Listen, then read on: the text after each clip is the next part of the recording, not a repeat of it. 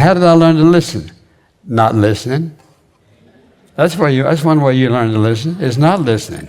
And so what happens? You suffer the consequences. And if you're wise, it won't take you long to realize it's always wise to listen to God. He's willing to speak to your heart whether you're 12 or 112. Very important. And God will give us peace when that's exactly what we need. And then you have to ask yourself the question, is this consistent with the way God works? In other words, with the way he worked in the scriptures, through different characters in the Bible. Can I do this and know that I have his approval? Listen, if it's consistent with the will of God, it'll be consistent with the Word of God. So if you're in the process of making a decision, and you should teach your children very, very early in life that when they're making the decision, before they make a decision, ask God about it. You say, well, what does a 12-year-old kid know about asking God? I can tell you. I believe anybody who genuinely wants to know the will of God for their life, God will show them that if you're living in sin and distant from him, that's a whole different question. What he's going to show you is you need to get right with him. But the question is this consistent with what God says? You say, well, how will I know that?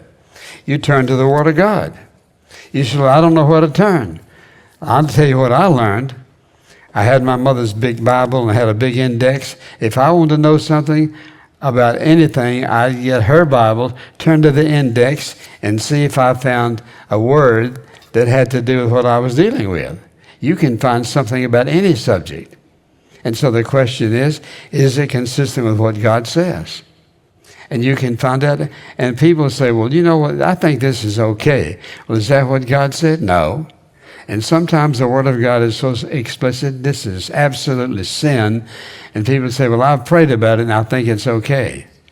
So, sometimes I think people are afraid to open the Word of God because what it will do, it will expose your life. It will expose your life. If you're being obedient to God, yes, you'll know it. If you're being disobedient to God, he will lead you to the verses that warn you not to partake in a particular area of your life.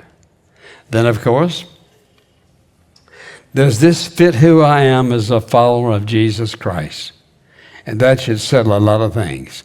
Does this action fit who I am as a follower of Jesus?